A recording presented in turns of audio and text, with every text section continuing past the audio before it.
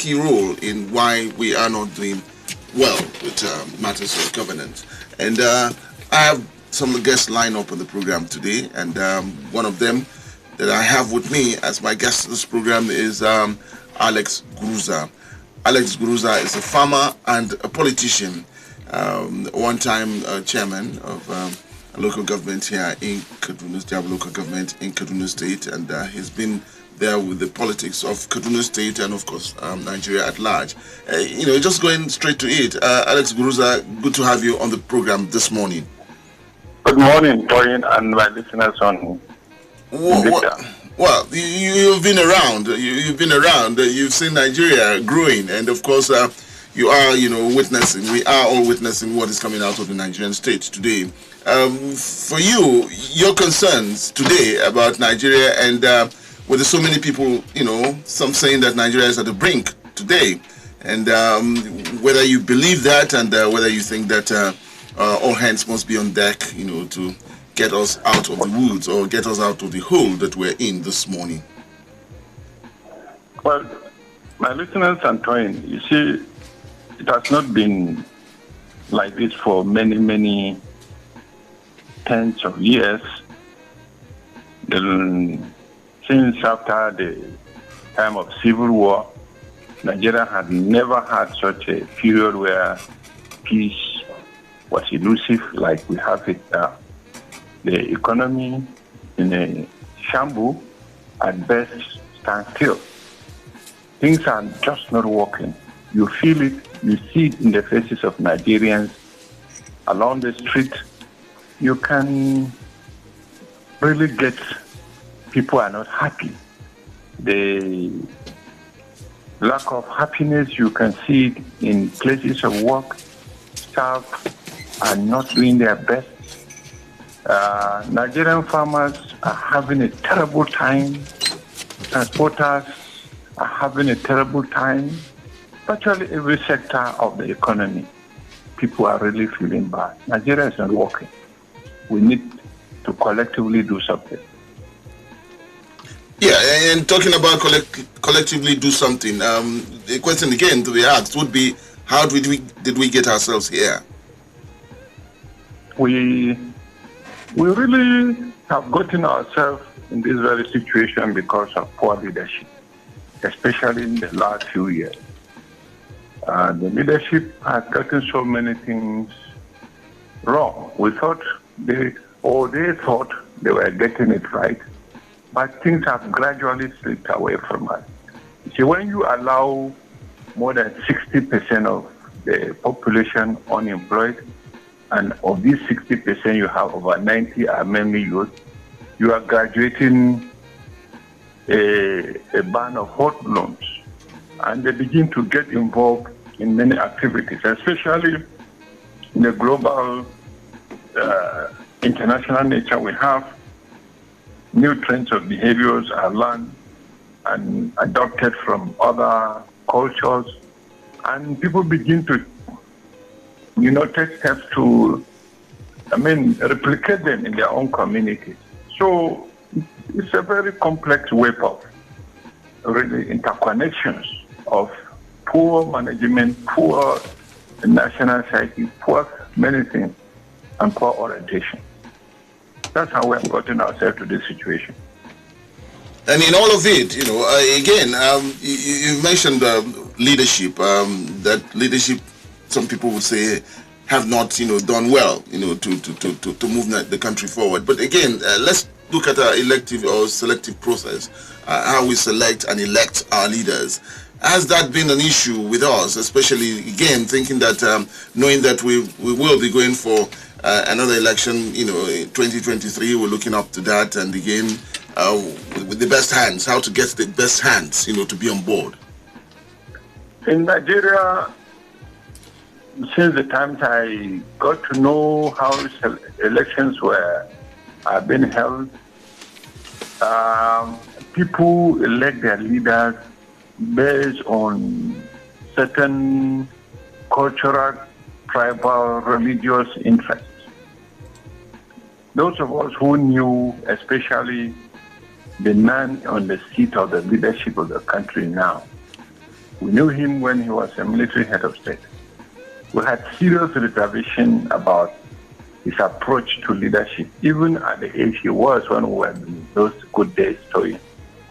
And we told so many youth that this man, his approach to leadership is, we could see and recall that he introduced issues into the economy that really injured the Nigerian state far back as that 1984, 85, 86 period when he was in leadership. And so we advise the youth to really caution them, but many of them at that time were not even alive. They were never born. They said they want change. Well, even that time, that was a language change, but we have seen how the economy the nation has been under him, and it is terribly bad. You see,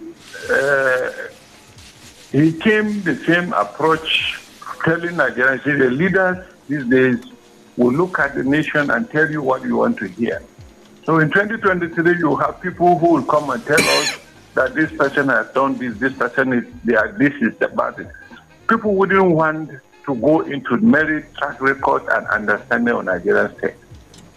And they would want to do elections on this basis, and we will continue to have this problem until and unless we look at people based on their track records, based on their perception of Nigerian state, based on their ability to unite Nigeria, devoid of tribal sentiments, devoid of religion. You see, when a road is constructed, a good road is constructed, we don't name it a Christian road, or a Muslim road, or a Fulani road, or a Juku road, or a Ishekiri road.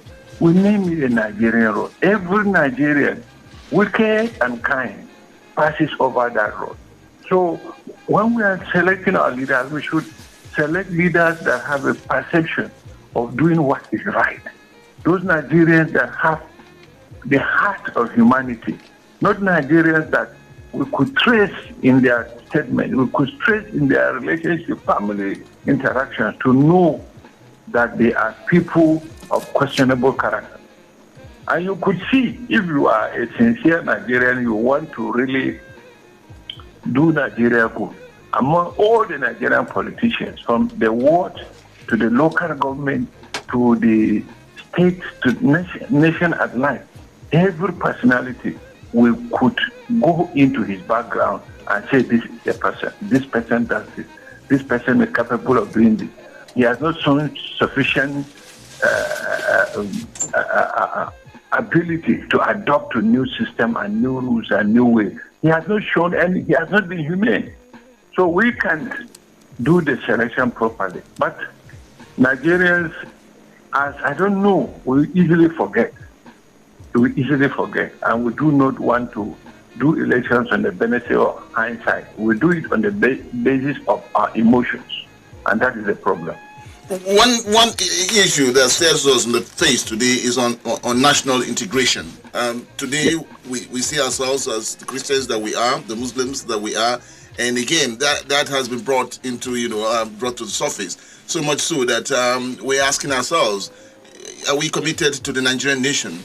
And is it about where we come from, our ethnicity and our religion, and what we can do to get national integration into a program of development? Well, unlike in 1960, every Nigerian today should accept that we have come a long way. We have interacted, we have intermarried to an extent that it becomes difficult for you today to say, let's divide without hurting even yourself. If a Katsina man today is married to an Igbo girl, how could she say Igbo go and return his wife? You look at the various investments. There are Hausa's investment, Jukun investments in Cross River in Lagos. There are Fulani investments in Bayelsa. There are Bayelsa investment in Maiduguri. We have gone too far. So every Nigerian now should accept that We have come a long way. We need to relate properly. We need to relate to one another on the basis of our ability to promote unity, peace, and common understanding. You see, it was this very kind of thing that Gowon's government saw, that integration must be quickly promoted, that the NYSC was introduced back in 1972-73, and things have changed a lot. Things have gone, we have integrated, we have interrelated. And today we need our constitution to settle up. We have some, Kaduna State is promoting citizenship, but many states of the Federation are promoting indigenship.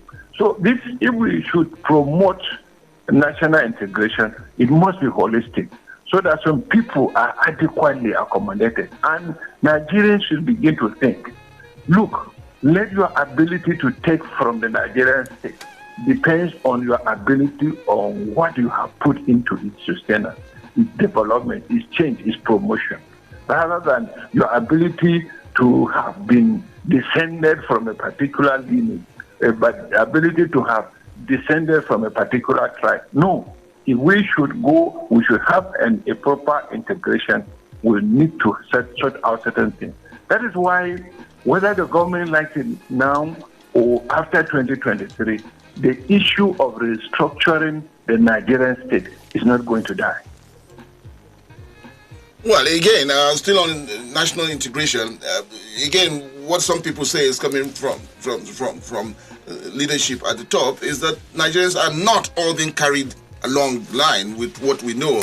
People talk about the federal character thing that is not working, and some people feel that they are alienated from the Nigerian, state, and so cannot or will not give their best to the Nigerian nation, since they do not find cause to claim to be Nigerians, even at the face of all that is coming out. So at leadership level, again, what were the things that you see, the injustices that we see, playing out, and what we must do urgently to give the Nigerians, Nigerian citizens a sense of belonging and a sense of owning and claiming Nigeria? That is actually the problem, Tony. When the concept of federal character, were introduced, quota system, that is the beginning of the federal character, quota system. The whole intention of the leaders back in that 1960s, late 60s, was to promote, to ensure, engineer and promote those communities that have not had participation, that have not had access to governance. Let them be brought in, no matter their distance. But here today, leaders still use that as a weapon of making sure that the local government that was seen to be underdeveloped or not producing enough persons to occupy certain quotas in governance in 1960 is still seen today having the same posture. It's not true. There is no Nigerian portion now that is not well informed or enlightened to the extent that they should compete based on their abilities to contribute to the Nigerian state. So the leadership must take Nigerians alone and be sincere.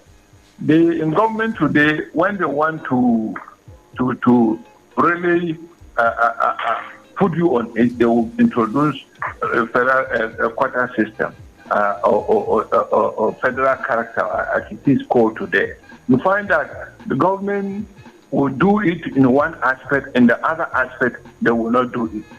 So Nigeria is a problem country. We are not sincere.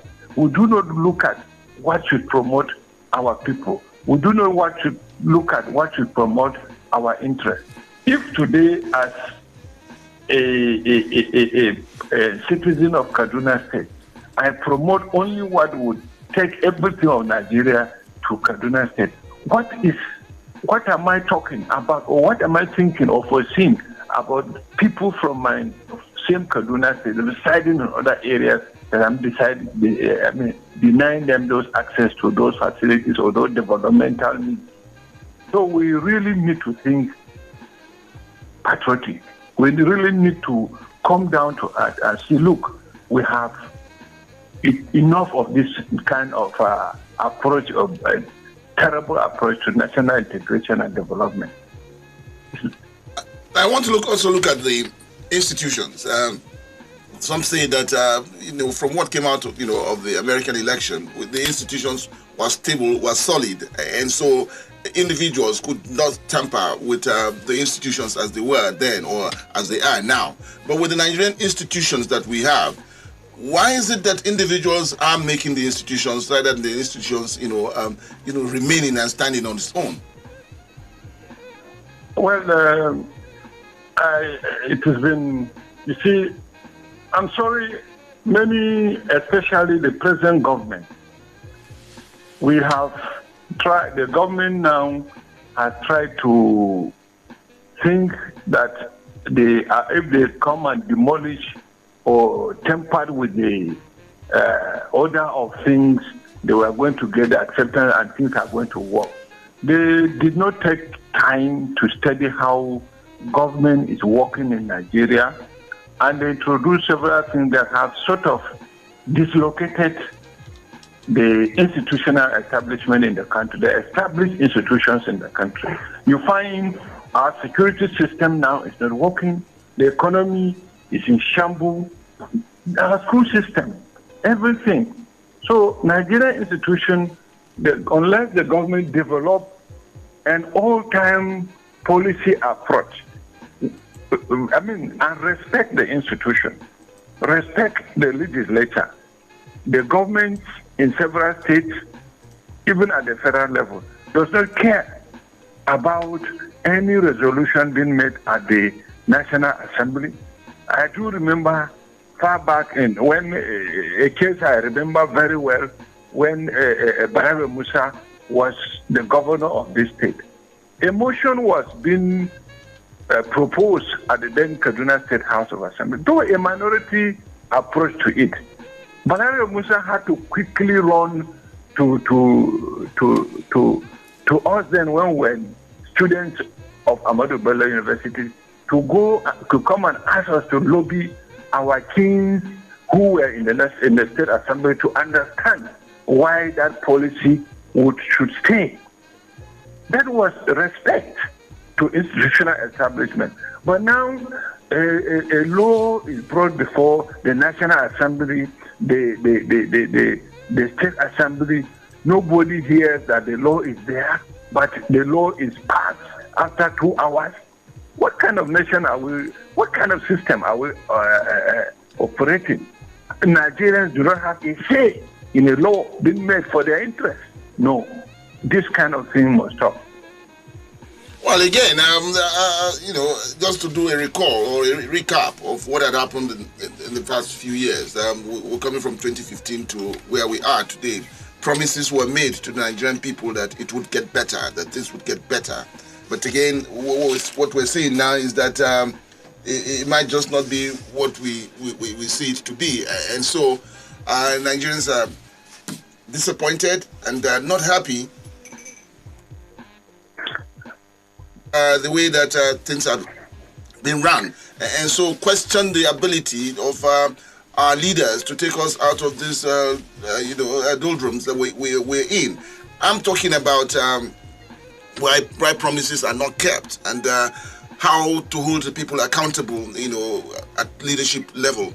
We had a government that came and said it was change, it was time to change, and Nigerians, all rallied around this administration to give it the change that the country deserves. But again, we are the same Nigerians still complaining that things are just not working well. But so I ask the question now that we're about to go into another year of electing our leaders and all of that. So you've talked about looking at integrity and where you're coming from. But can you take away all the faulty lines or the fault lines of why this country may not be working well in terms of our religious affiliations, our tribe, our culture, and all of that? Is there a way that we can claim leadership that Nigerians all can rally round without saying that this leadership is our own, this is our own time. All that is coming out of the Nigerian state now.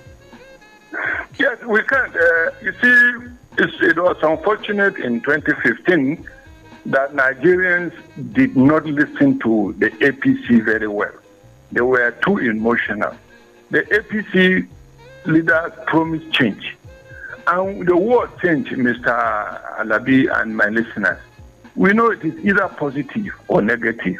They never told us they were going to have positive change. They just say it's time for change. And people listen. The speeches of the president and many of his handlers are there in the public domain. Some of us have gone through these speeches and listened later on carefully. In fact, most of the speeches they made were 95% full of change. There was no reference to positive change. There was no reference of how the change is going to come. So what is required towards 2023? When somebody promised to build a road for you in his constituency, ask him how is he going to do it. If he's a member of House of Assembly coming to your community saying he would change, he would build roads, ask him how is he going to do it. How would he approach? From there you'll be able to assess him properly to know whether he even understands the job he's going to do. So Nigeria were busy thinking of having a new leadership without minding whether that new leadership would produce positive and good change, or they were going to change to the other negative direction. So 2023 is a time for us to decide. And I can assure you from the things I am seeing, Mr. Twain and Nigerians, Nigeria will have a very, very serious time. Many, if we are not careful, 2023 will make a mistake again. We are going to have a long time going through that mistake. But I still have I believe the Nigerian ability to overcome difficulties, and we would change for good, positive changes. We are going to have new roads, but certainly not under the present style, Mr. Twain. Well, let's look at Nigeria in the Committee of Nations. It's not a good record that's been set. Now we're looking at Nigeria to say it is the poverty capital of the world now, and looking at it again to say the third most terrorized country in the world, and all the negative things that's coming about Nigeria, and look at the cyber crimes that we're having, and our young men today have found criminality and fraudulent activities to be the best and what can get them out of the woods. Now, the image of Nigeria, and we talk about industrialization, it should be a country that should be into manufacturing and all of that. But what support can we get, with other nations of the world when we have this bad record, so to say, in terms of how we do governance? Yes, you see, all these are product of bad leadership and international conspiracy. We do know every nation of the world is in a competitive environment with other nations. Nigerians, even when we are going out to other countries of the world, we do not really come out to work as a nation to go and take what belongs to us in the Committee of Nations. We have given several countries of the world bad image of ourselves, and it's going to take time. But I assure us, if we come down home, do the right work, put a new policy framework in place on our approaches to this issue, we'll begin to address. There are several countries of the world who were in similar state, but they have been able to go out of it. We can go out of it if we have the right leadership in place and the right national psyche in place. This issue of religion is good.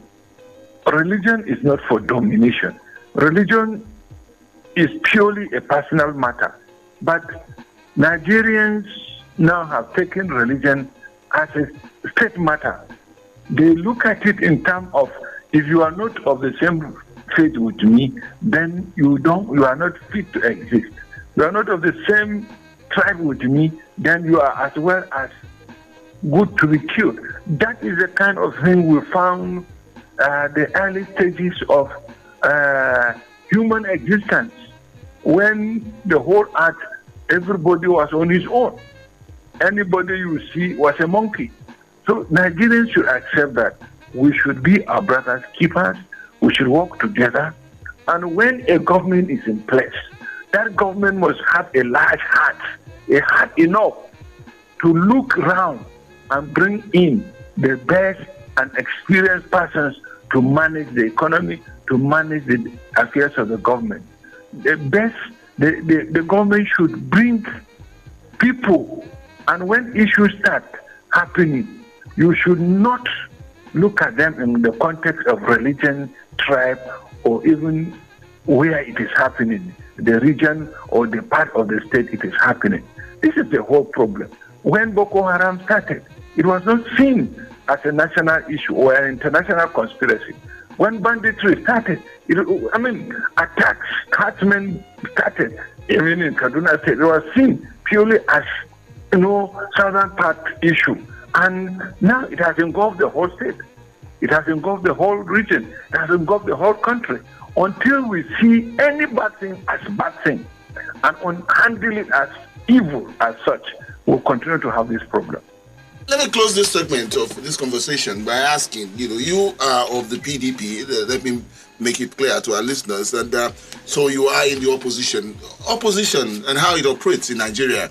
It has been, whatever, whoever is in power, is present administration or not, should be mauled down or should be brought down. Nothing good is seen with the performance of this administration. Is that, the kind of opposition that should go, that we should have in the democracy? I am taking this cue from what is happening in the American state too, that yes, the Democrats are there, but the Republicans would see what is good and support the Democrats. But for Nigeria, it's a different ball game altogether.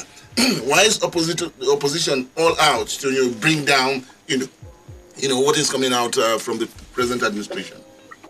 From the present administration, what is happening to Nigerian state is not the product of the activities of the opposition, but is the product of the inability of the people in government to manage the nation. They do not understand what governance is all about. They stampede Nigerians to believing that when you were in power, was this about? Did you understand what governance was all about when you were in power? We did. We tried our best. We tried our best to make things work. We were very sensitive to Nigerians. And Nigerians said no to that and pushed you out. I mean, what are we saying here? Yeah, Nigerians, we have learned certain bitter lessons that when you are too good to Nigerians and you do not make them understand certain aspects of governance, we were too silent to make them, to explain to them the style we were taking in, and we were too silent to let Nigerians know that the opposition, the game of the opposition that time of telling lies against Nigerian state, we were too kind. The president of the federation then we blame him in so many things as an opposition group. He was in position to have told Nigerians the kind of lies, but he was saying lies would always end as lies. But in politics, when you tell lies several times and nobody tells you otherwise, it becomes the truth. So Nigerians were lied into accepting that we were not doing anything. But you can see clearly that all the present government has been doing is to try to build up on what we put in place that time. If you talk about for instance, Kaduna State, if you talk about the new tax approach, you talk about the urban renewal, these were policies that the paperwork was already completed and we started even during the PDP's government. It was just the speed, because we were trying to ensure that we do it and not stretch the Nigerian people the Kaduna side, the Kadalites, too far so that the economy will work. Okay, Mr. Alex Guruza, we could quickly go for a commercial break. We'll be back with you on the other side. Thank you. Welcome back. It's the program Perspective this morning, and we are still with the series, State of the Nation. And we're getting our guests to talk about the Nigerian state and what we can do to get ourselves out of this doldrum. My guest this morning, Mr. Alex Guruza, is a farmer and a politician, and is a commentator on national and international matters. Alex Guruza, I want to come down home to Kaduna, where you come from, you know, and yes, sir. It's also yes. part of the State of the Nation, and yes. Talk about banditry, kidnapping, of course, insecurity in a general term. I just want to bring this issue up, and that's about the kidnapping that we're seeing in parts of Kaduna State now, and of course, what had happened of recent of students of the Institution of Forestry that had been kidnapped. Now, the bandits, so to say, or kidnappers are demanding that they be paid ransom. We have a situation where the governor of the state has said that he is not going to negotiate with bandits. And of course, world over, you know, we have positions of government on the issues of terrorism and of criminality of this sort. Now, you know, we do not want to talk about the fate of these children in the hands of their abductors, but it is that bad that what they may be going through today. That's talking about Government College of Forestry mechanization in Africa, in Mandu. So for you, you know, approach, you know, to be taken on this matter is, some people are saying that a human face should be put in, and you know, we also know about government's position. One ransom settled will call for more ransoms to be settled, and so just your position here. Well, first of all, I sympathize with the government of Kaduna State over this matter, but I really feel sorry that, as you said, one ransom paid is a ransom to be paid later.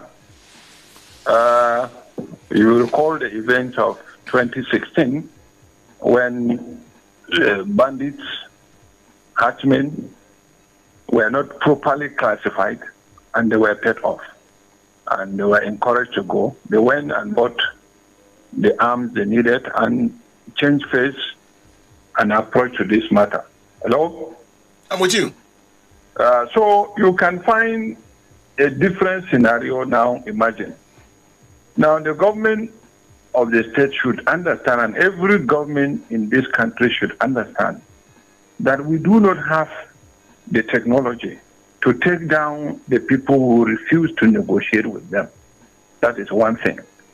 Now, Israel in 1976 refused to negotiate or pretended to negotiate with the abductors of her plane in Uganda. With the whole soul aim, they knew they had the ability to go and free these hostages. So they succeeded.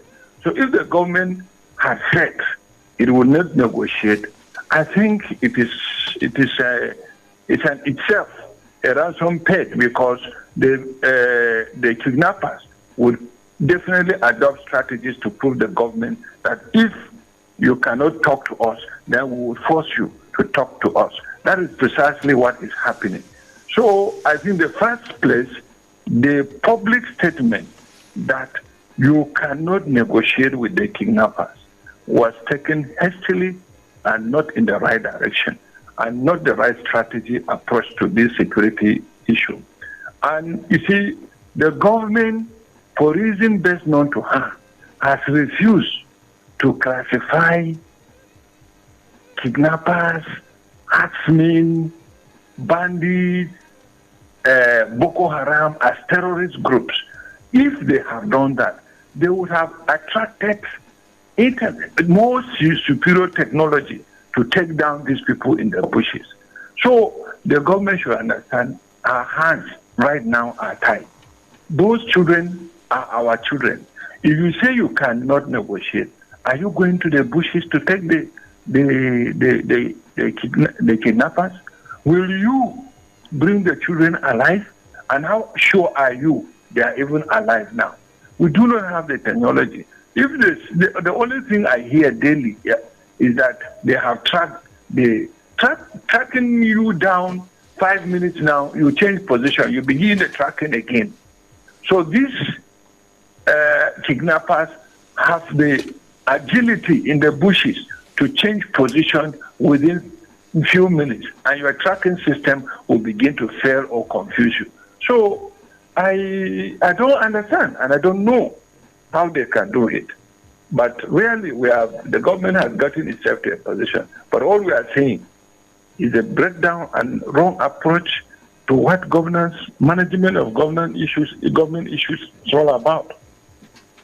We do not have the ability, we do not have the means. It is not right to keep quiet. It is not wrong to keep quiet at this stage. The government should have kept quiet and adopted strategies that could free any Nigerian from the hands of bandits.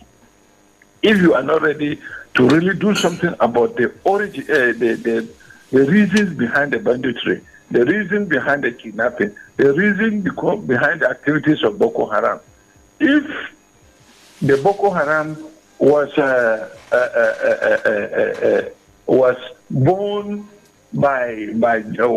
founded by Jonathan, as the dictum that time was. If it was founded by Jonathan, then it was nurtured by the present government and being sustained by the present government. So who is more evil?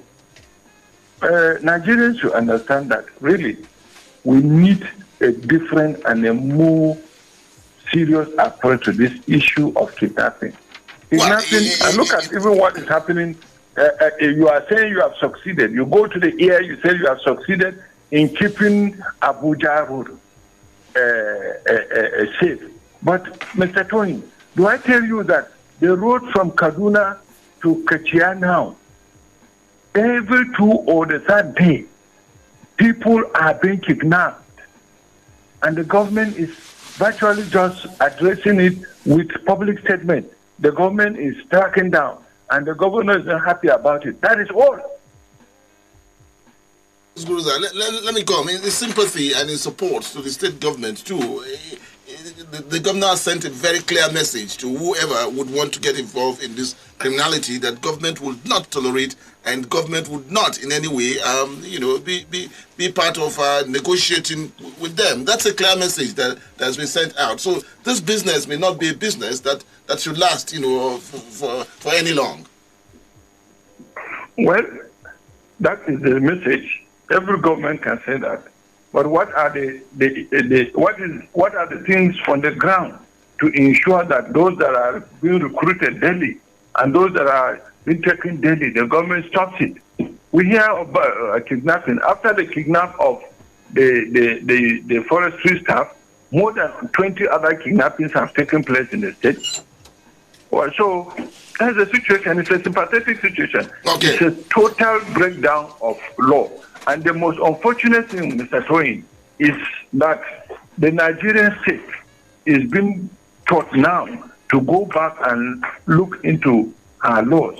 The governor, I sympathize, there's a limit to which he can take or give certain decisions because the security is just administratively, just so to say, he is the chief security officer. But when it comes to that, we are waiting for command to go into the bush. He cannot give those commands.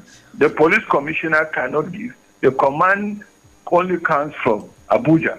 But if we have a system in the country in place where even the local government chairman or the DPO of that area can give effective command of, let's pursue them. But if he fails, he knows that it is he will only send for more support.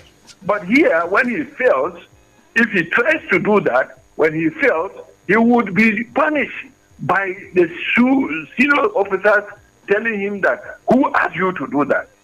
So it's a kind of a system that is not working. We need to really go into it Okay, well, let me bring the audience, to be part of this conversation with questions and, of course, to ask and, contributions to make on what we're having this morning. 081 40,000 989 or 070 87 800 989. 081 40,000 989 or 07 87 800 989. Hello, good morning, Mr. Hello, good morning, yes. Good morning to your guest. Yes, quickly. The answer, Engineer Emmanuel, I think your guest has spoken very well to Nigeria. This is Engineer Emmanuel. You see, I want to ask your guest, let him be sincere and answer me this question. Does our leader supposed to live by their words that they give to their subjects, or they should do the opposite?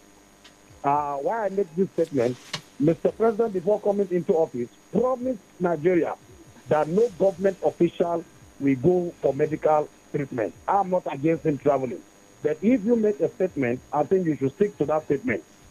Remember, his first tenure, he spent many months for medical. We are thinking, thank God for COVID-19. Because of COVID-19, he was not able to travel. Just yesterday, he has left the country for medical. Meanwhile, the doctors are planning strike tomorrow. When somebody's house is on fire, does he go to another person's house to sit comfortable? I think your own house, the fire there is supposed to be quenched. That is, by the way. Then number two, the insecurity. Sorry, sir. The insecurity that we are having today. Didn't they promise us under 3 months it will be things of the past? Today, what I would say, for your information, Mr. Tony Alabi, even our governor has rejoiced his child from a public school because of insecurity. Then who is saved? Okay, Engineer Emmanuel, we got you there. I'll still take 1, 2, and then come back to our guest. Still on the program Perspectives. Hello, good morning. So, good morning, Mr. Tony Alabi. Yes, straight to the point. Yes, good morning, Invicta family. I greet your guest. He has really spoken. My name is Musa Bala. Yeah. I just want to chip in here that if governors want to control the police or the army in their state, they do that. We have seen that in Lagos, where the governor invited the army to take over the Lekki toll gate. We have seen that in Rivers State, where the governor called on the army to control the murder and the assassination and terrorism in Oyimbo local government. We have seen the Imo State governor done that. And your guests have really spoken. But just correction I want to make him to know is that PDP never initiated to build or to rebuild 6 lanes of Abuja-Kaduna highway. They never planned for any gas pipeline. They never planned for rail system between Ibadan and Lagos. They never planned so many things. They planned the second Niger bridge on paper only, and so many things on paper. So there is a distinctive difference between PDP and Muhammadu Buhari-led APC. And at the same time, I want him to understand that even the Kaduna plan that he's talking about and other policies are well designed by General Sani Abacha in his vision of 2010. May God continue to provide us with good leaders in Nigeria and distance us from corrupt leaders and their agents that are always protecting them and asking unnecessary questions. Good morning. Thank you, Musa Bala. We'll take one more and then we'll come back to our guest. Hello, good morning. Hello, good morning, Sir Alabi. Good morning. And good morning to our guest also. So one important issue that you raised there, which is I think we should be discuss more, is that if you say you are a chief security officer for a state, for example, and you cannot command the police or any security forces, how would that be effective? Because the governor is speaking from his own point of view that he cannot negotiate with these bandits. And the government has to refuse to declare any of these groups terrorists so that everybody will know whom to face. So that's what I wanted to ask. My name is Comrade Gabriel Tezaman. Okay, Comrade Gabriel. Well, okay, Mr. Alex Guruza, you've had my callers and your position here. Yeah, sorry, I didn't get their voices were not too clear. Oh, okay, all right. Engineer Emmanuel, talked on the president had gone out on a medical tour, so to say, and he's trying to ask, that when he came on board, government officials were not to travel out, do medical tours. But again, setting an example that he's taking his leave now. And then we had a situation, he's asking about leaders, that can we trust the words or voice of our leaders, that when they say things, and they do what they say, and should that, go with followership too. Musa Bala was of the view that all PDP does or had done in the past was to put things on paper, but never get to conclude on what they put on paper.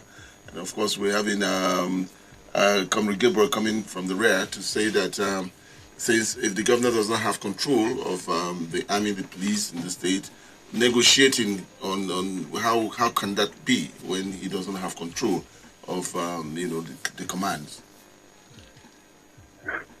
Well, the command structure in the country is faulty, no doubt, and needs some reorganization and restructuring to be more proactive and to be more effective. The command structures, security command structure here, has a problem of taking decision in good time and reacting to such decision and actions to be effective. There is no doubt to that. So that is the area I'm advocating, that really we need some restructure in that area too. The point that I made concerning the PDP government, before we did anything, we had it properly laid down.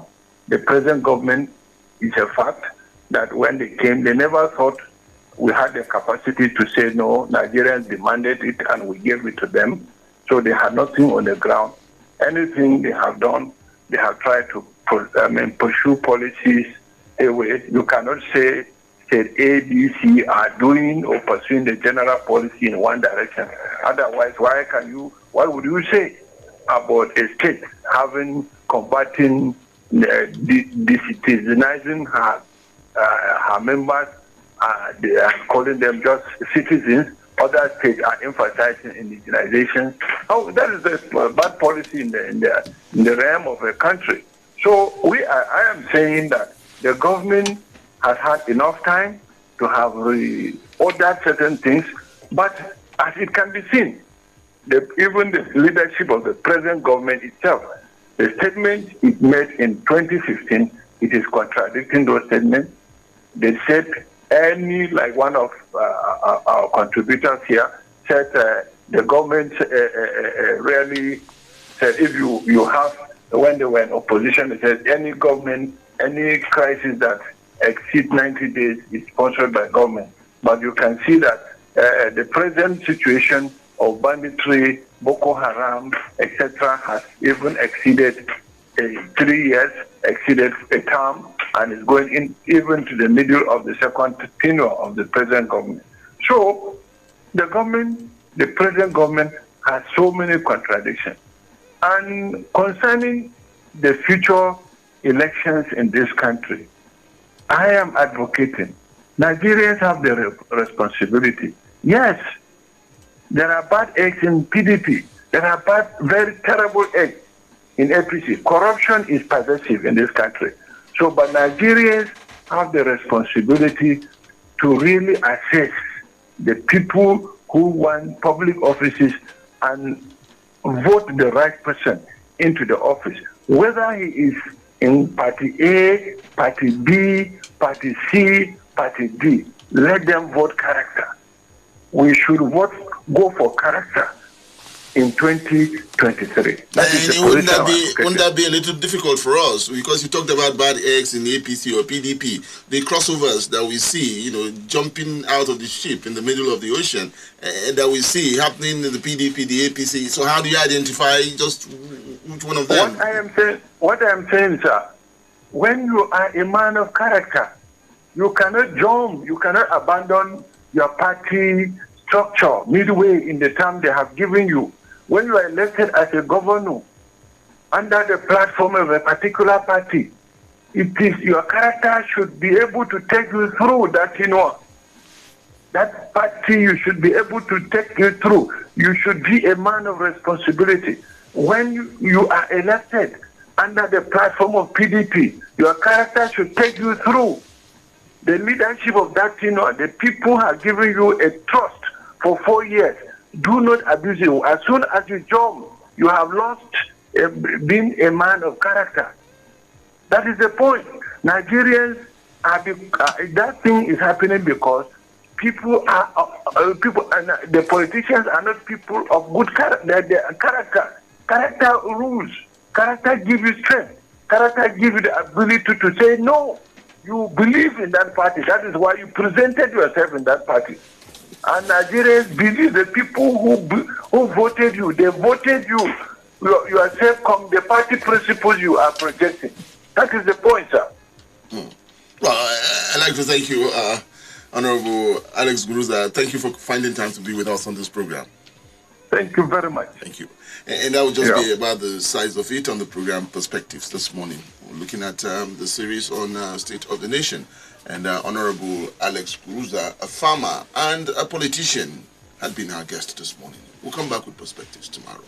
Morpheus, thank you for connecting us with the people. And Wisdom, thank you for putting us in the pictures. Good morning.